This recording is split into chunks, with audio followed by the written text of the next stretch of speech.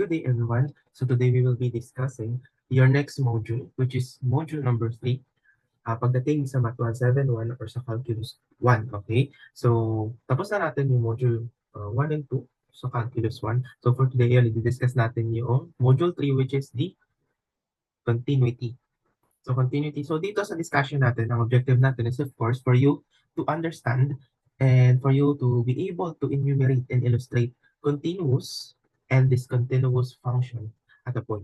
So in previous modules natin sa introduction natin in Calculus 1, we already discussed kung ano ba yung function which defined as the set of ordered pairs or set of solutions. Okay? So also another objective here in continuity, interpret for you class to interpret graphically the infinite limits and the points of discontinuity. So may mga mapapahatiwan tayo later sa mga limits na infinite. Okay, mga infinity, positive and negative. So dito may encounter din natin later kung ano ba yung points of discontinuity. So before we delve deeper dito sa discussion natin in continuity, first, define natin ano ba yung parang general meaning ng continuity. So when we say continuity, we know that it is continuous. From the root word continue, okay, tuloy-tuloy lang, di ba? So, kung sinabi natin na discontinuous or discontinuity, ito naman yung kabaliktaran, which is may hangganan or may ending. Diba, no? So, okay. So, let's proceed to our main lesson here in your module 3, continuity. So, dito, sir, paano ba natin malalaman if a function is continuous at a point or at x value? Ano? So, sinabi dito, a function f of x is said to be continuous at x is equal to a, wherein a is a constant, okay? Whether it's positive or negative, depende sa problem. Anyway, if the following condition are all satisfied, masasabi natin yung function is continuous. So, dapat lahat yan class is masatisfy. So, first, dapat daw yung function natin or the f of a exist. Okay, pag sinabi natin exist, hindi siya undefined. Define siya. Okay, so bawal ang 1 over 0, bawal ang 0 over 0. Okay, yung any number over 0, hindi pwede yan. And then 0 over 0 or the indeterminate is hindi rin po pwede. So, dapat po, nag-exist yan. So, pwede 1, 2, or 3, but yung value ng ating f of a. Next, we must satisfy or the limit of function x as x approaches a, it must be exist. Okay, it must be existing. Okay, so papakita natin yung later. And lastly, we need to satisfy this condition.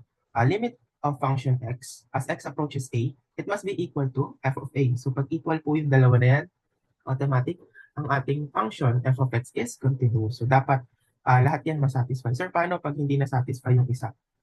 O dalawa? O yung tatlo?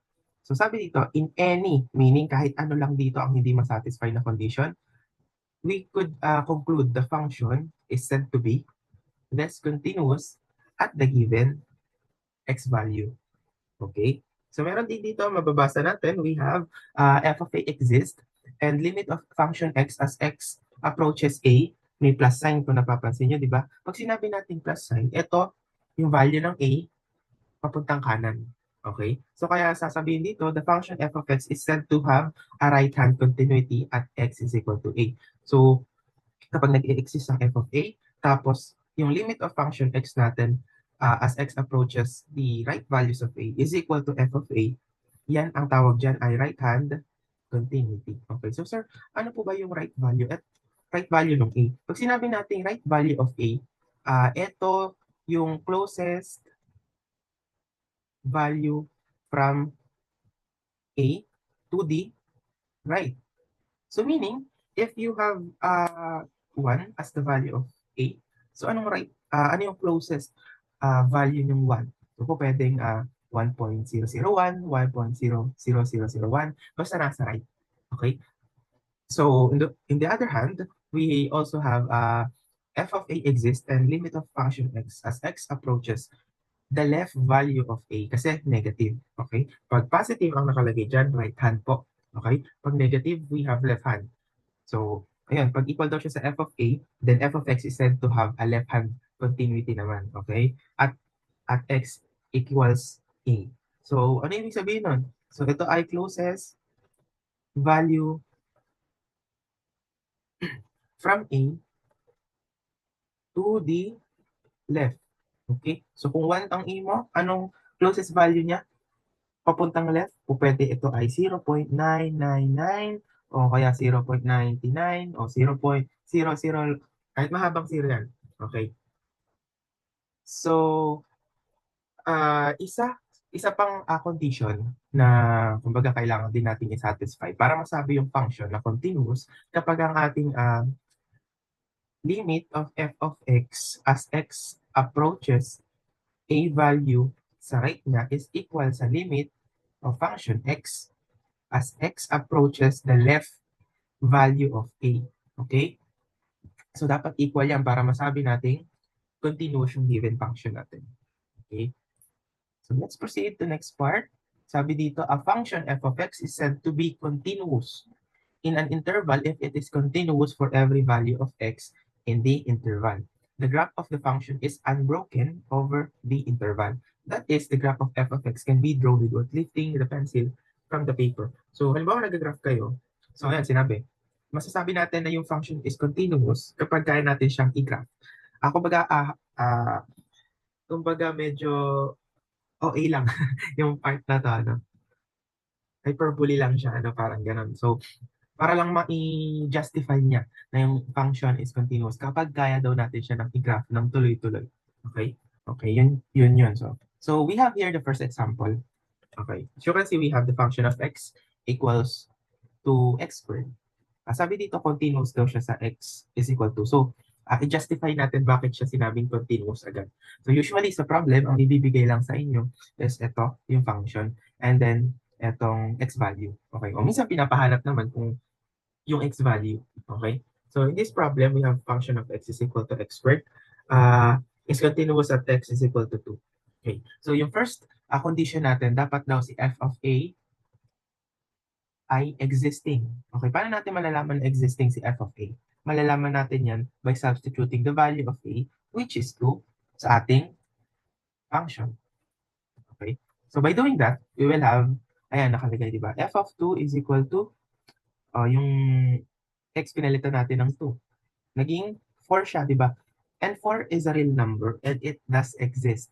So therefore, nasatisfy natin yung first condition. So next, i-check natin yung limit of f of x as x approaches to 2.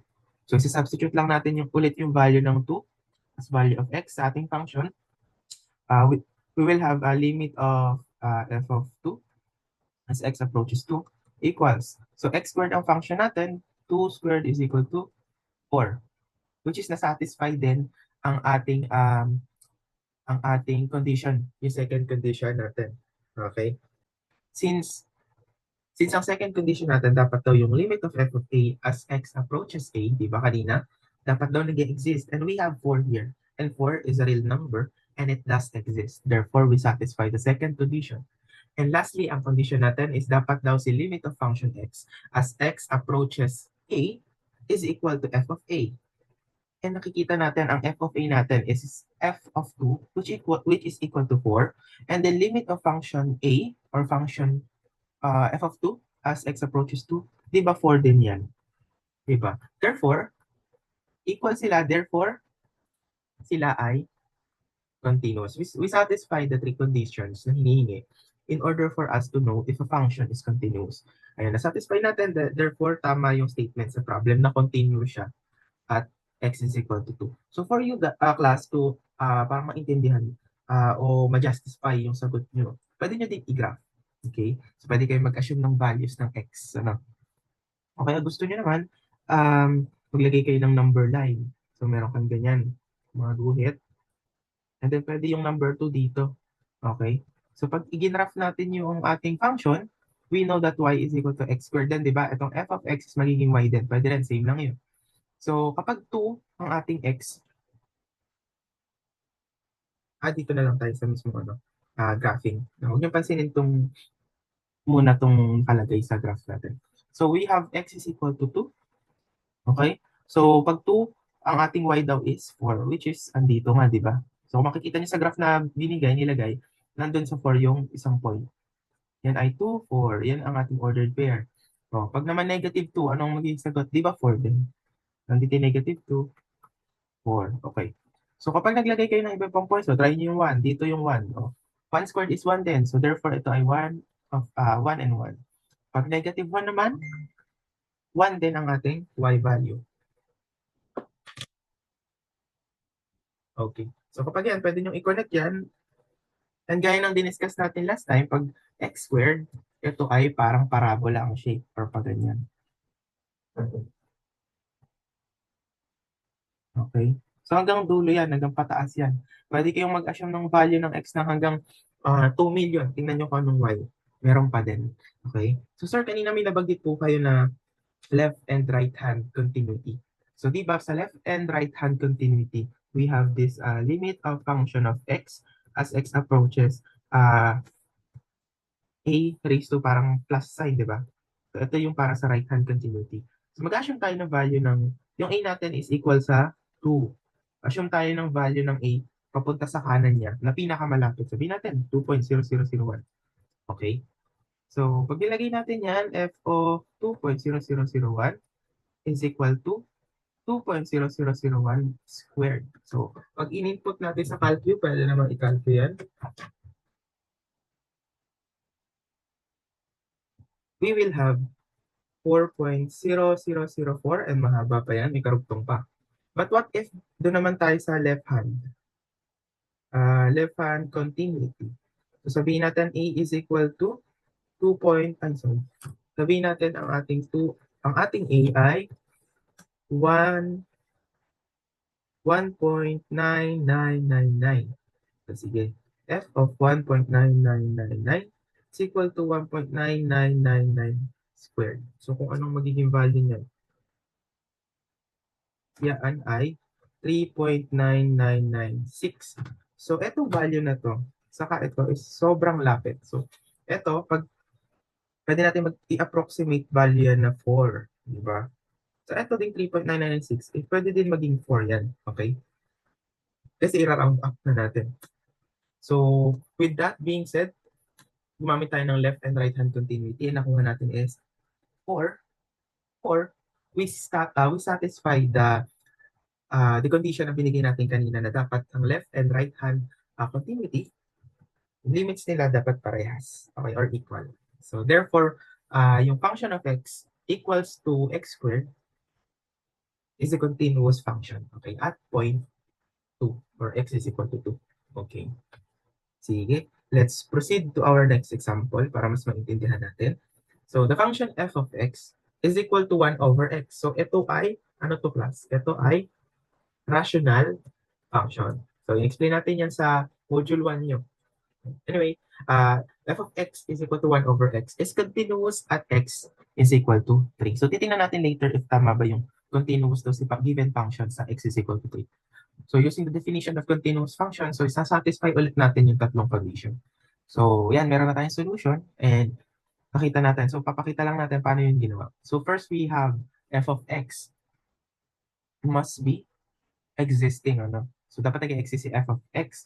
Si x ay 3.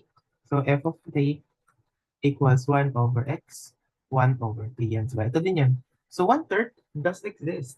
Hindi siya 1 over 0, hindi siya any constant over 0, at lalong hindi siya 0 over 0. Therefore, exist. Okay? So next naman, dapat daw si limit of f of a, uh, dapat dapat yung limit of function a function x, given that x approaching a, it must be existing then. Sorry, hindi nagugulo. Okay, so limit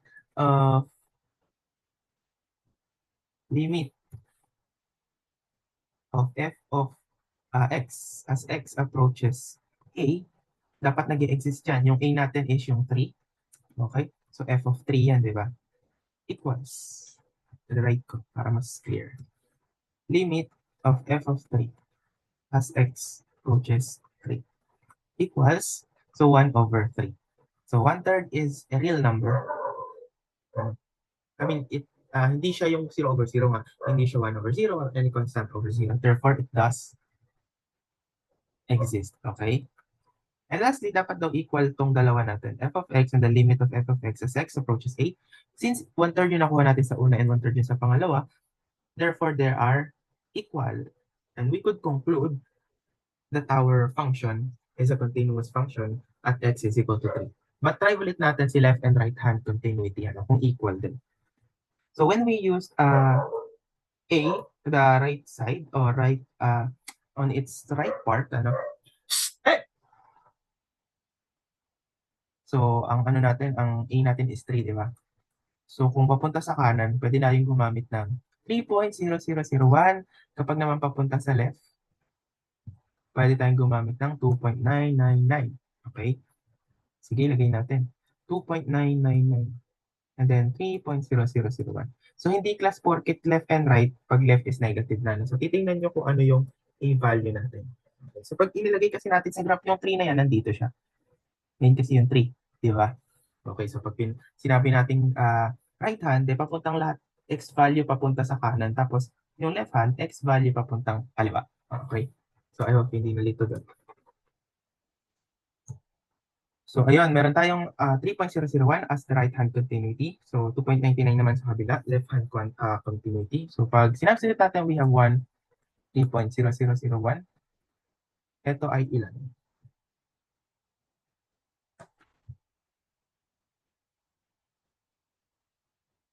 Ito ay 0.3333. And then yung isa naman ay 1/2.99.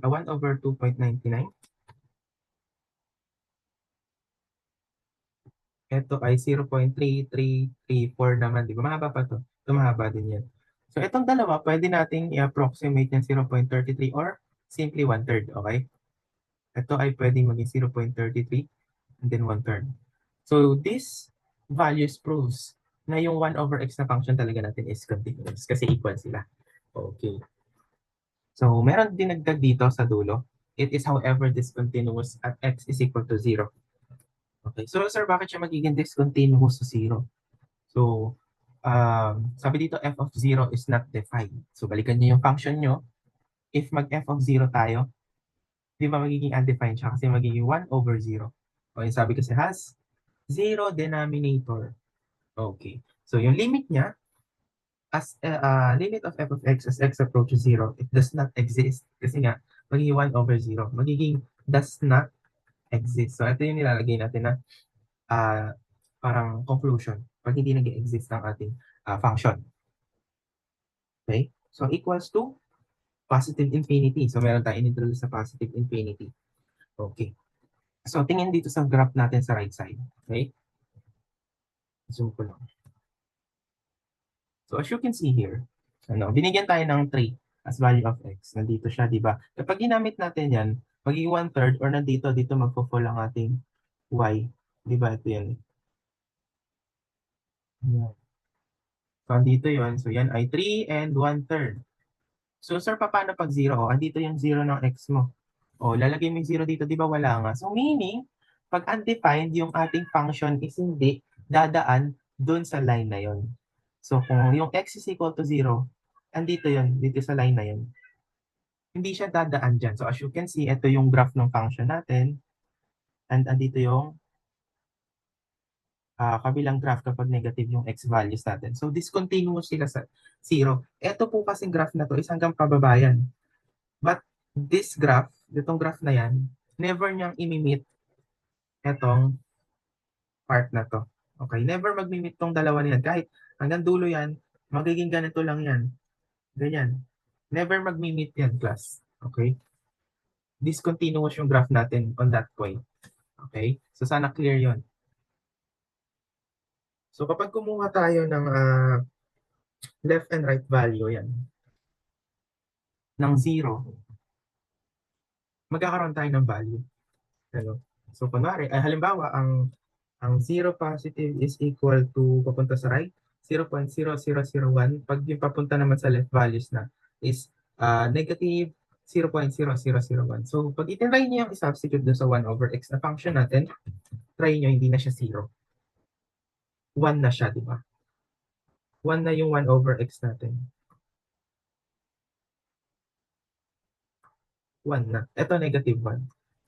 Pero hindi pa rin sila equal. So hindi pa rin continuous ang equation natin at 0. Okay? So continuous ang ating function sa given na x value na 3. Pero nung nag-try tayo ng x is equal to 0, na-prove natin Kasi dito pa lang sa left and right hand continuity niya is hindi na nag-equal. Yung isa is positive, yung isa negative. So dapat parehas yan in order for us to say na yung given function is continuous at that point. Okay, so sana hindi nalilito. Okay? So if nalilito, balikan lang yung video or magtanong sa akin after watching the video. Okay? So anyway, proceed tayo sa next parts ng ating discussion. The graph of this function shown in the figure contains a break or ito ay yung discontinuity at x is equal to 0. So the function is continuous everywhere except at x is equal to 0, where it is said to have an infinite discontinuity. Infinite discontinuity hanggang makarating sila sa kung anong infinite value na yan. Hindi mag-mimit itong x is equal to 0 dito sa graph natin. Both sa baba at taas. Okay? So kahit makarating to kahit saan. Pati itong sa baba kahit saan makarating yan, hindi mag-mimit. As well as dito sa ating, hindi mag-mimit yung line na to sa kahit itong graph natin. Anyway, proceed tayo sa, yan, may mga theorems na tayo ulit. So with regards to rational algebraic functions, the question of questions of continuity is completely covered by the following theorems. So theorems, meron tayong dalawang theorem dito. So first theorem or theorem 1, we have a polynomial is continuous for all values of x. Okay? So kahit anong values ng x yan, tuloy-tuloy yan, class. Okay? Kahit mag-zero pa yung function natin, tuloy-tuloy pa rin yan. So as you can see, binigyan tayo dito ng f of x is equal to x cubed minus 6x squared plus 9x plus 1. So pinakita sa atin yung graph, ayan yung graph natin. So the values or the function is continuous for all values of x. So sir, paano ba namin i-graph? So hindi ko sure kung na-discuss na sa previous modules nyo, especially doon sa videos ni Ma'am Kylie. But anyway, pag nag-graph tayo class, we could assume x values lang. Ano? So dito, halimbawa x and y, pwede nyo i-tabulate in class kasi. Okay, so additional na lang to. So x and y, so halimbawa, ang ilalagay nyo x value is 0. O, ano bang value ni y kapag sinubstitute natin yung 0 sa x values natin? So magiging 0 raised to 3 minus 6 raised to 0, ay, 6 times 0 raised to 2 plus 9 times 0 plus 1. Ito ay cancel, cancel, cancel. We have 1. So ayan, meron na tayong first ordered pair. We have 0, 1. So dito magpo-fall yung ating ordered pair na 0, 1. Ayan. So, nakita nyo sa graph, dinaanan naman. So, another point, kuha tayo ng, halimbawa, 2. So, ilan yan? So, 2, so pwedeng 2 cube minus 6 times 2 squared plus 9 times 2 is equal, plus 1. So, equal yan sa 8 minus 24 plus 18 plus 1. Ito ay magiging 26. So, 2. 3 ang magiging sagot. So, as you can see, we will have 2, 3 na ordered pair. So, ang 2 is nandito. Ito. Yung 3 is nandito. Dito sila mag-meet. So, as you can see, parehas nung nasa graph, di ba? O, sige, kuha pa tayo ng isa. Ditong sa 1. Try natin yung 1. Pag 1 ang ginamit natin, ito ay magiging 1 minus 6 is negative 5 plus 9, 4, 5. Okay? So, ang ordered pair natin dyan is 1, 5. So, andito siya, di ba? So, yan, pwede kayo mamili ng points dyan. Makikita nyo yung magiging pattern, okay? So, alam natin kapag x cube or cubic function tayo or cubic polynomial in third degree, magiging pag ganito ang ating graph. Okay? So, tuloy-tuloy lang naman yan dahil nga continuous siya. So, assume pa kayo na value ng x, mga kahit 6, 5, pwede na. Let's connect nyo na lang. Okay, class? Sige. Okay na tayo sa example number 3 for the theorem 1 or our first theorem given that a polynomial is continuous for all values of x. Okay. Next, we have theorem 2.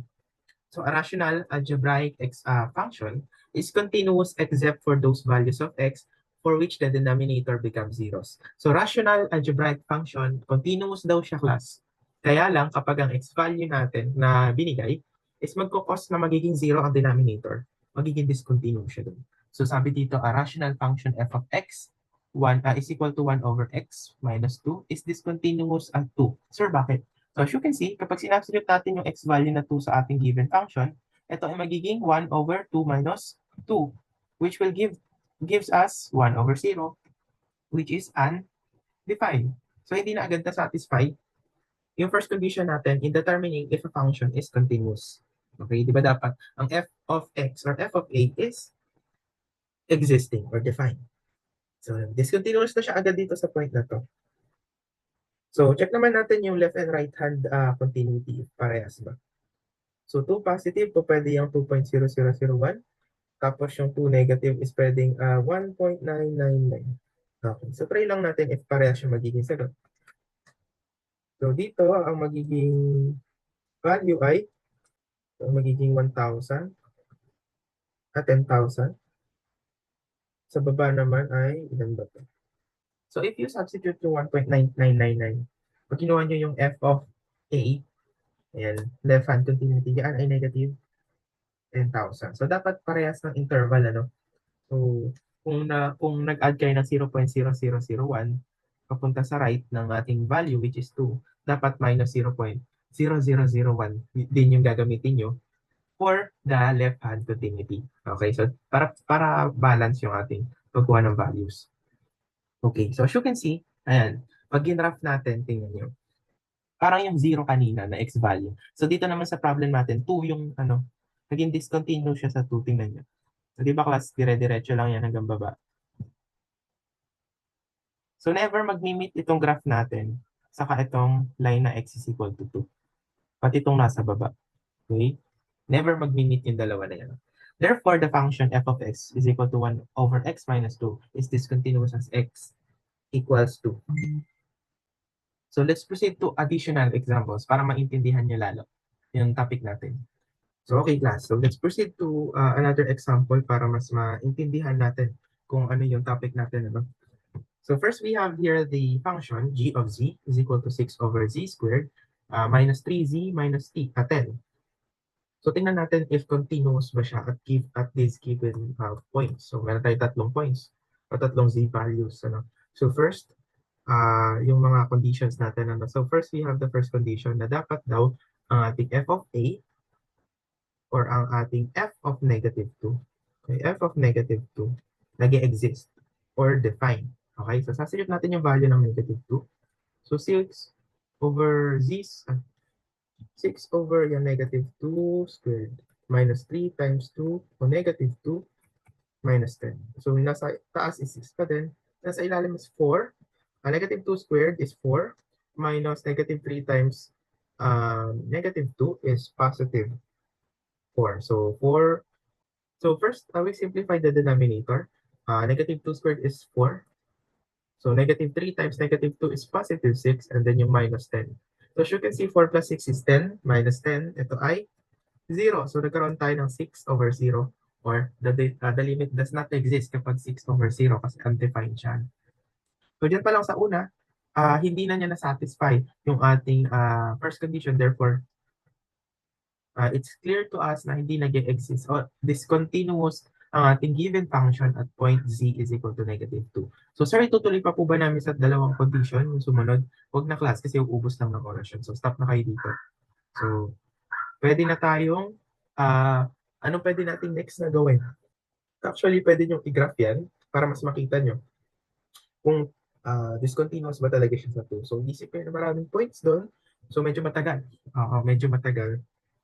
At dito pa lang natin kasi malalaman na natin na discontinuous siya sa c is equal to negative 2.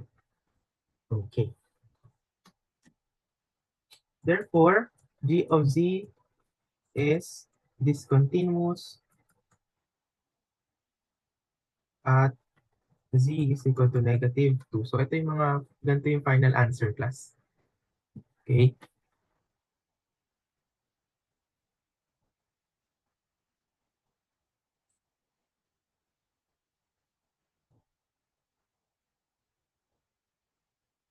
So, kung itatry nyo rin yung left and right hand continuity, pwede din naman, makikita nyo magkaiba yung values. Doon yun, pag hindi equal yun, yung limit natin hindi nag-exist. Okay?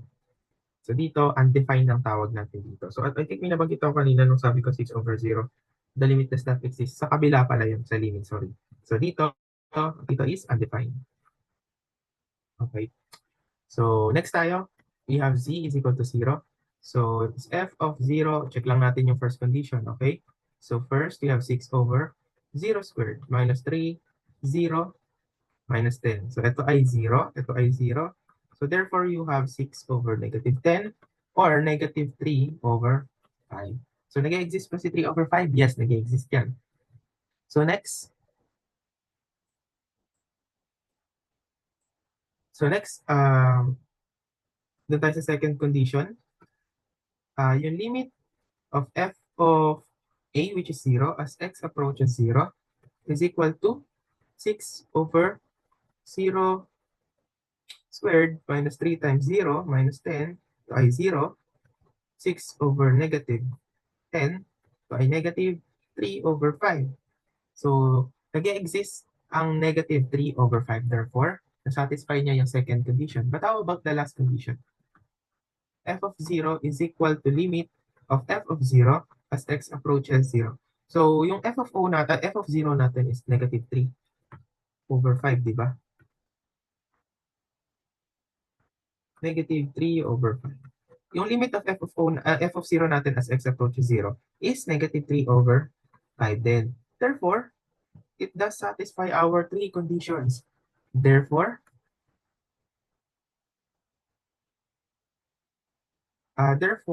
g of z is continuous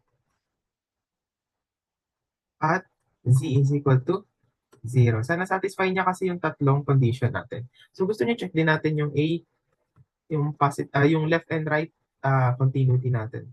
So kung yung 0 natin in z, so sabihin natin ito ay 0.0001 and then negative 0.0001.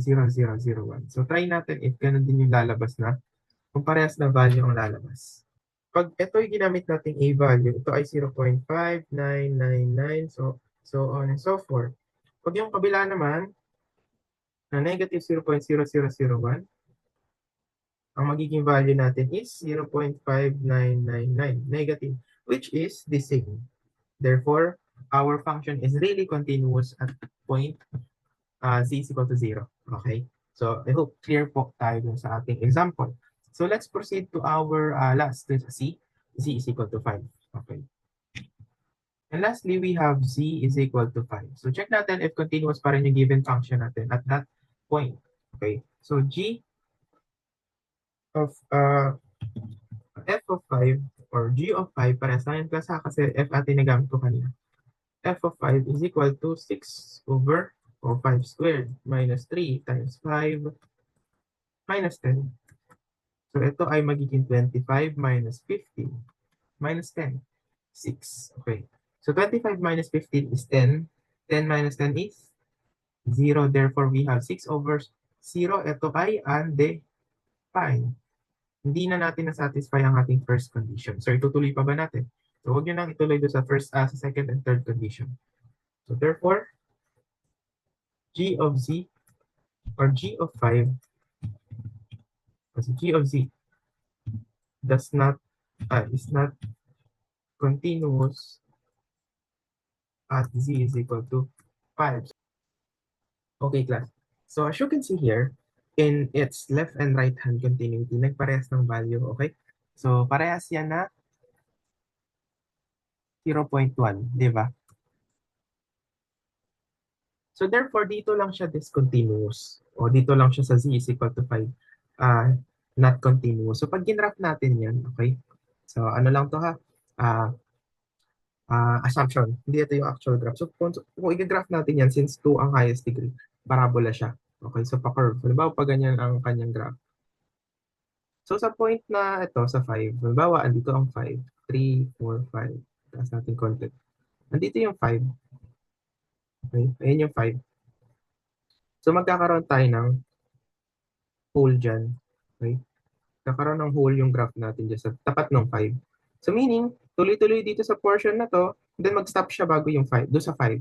And then magtutuloy siya doon after 5. Okay? Sa mismong value ng x na 5, mag-stop siya doon, magkakaroon tayo ng hole, hollow, tapos tutuloy siya. Okay? So kaya kung nakita nyo, nagkaroon tayo ng same values ng left and right hand continuity. Okay, ganito yung magiging graph niya. Okay. So I hope clear yun. I hope clear yung example natin na yun. So I think that would be all for our module 3. And So I suggest sagutan yung mga, so that would be all for Module 3. So I hope clear yung mga examples na binigay natin during our discussion. So laging tatandaan yung 3 conditions. Pag hindi na satisfy kahit isa lang doon, huwag nyo nang i-check yung mga susunod. So kapag nag-continuous naman siya, you can verify kung talagang continuous siya using the left and right hand continuity. So kapag discontinuous naman, you could also use the left and right hand continuity para i-verify kung discontinuous talaga siya. So pag nag-iba, talagang discontinuous. But in this case, sa last example natin, nagpareha. Meaning, nag-stop lang siya sa point na yun, sa may binigay na z value. So kapag ang ating nakuhang f of a is constant over 0 or any 0 na yung denominator, ito ay undefined. Meaning, discontinuous na ang ating function at that point. And then kapag 0 over 0, indeterminate naman. And then kapag naman limit of a function x as x approaches a is equal to uh, any constant or any constant or any variable over 0, the limit does not exist agad po yan, okay? Sige. So let's proceed to your next module.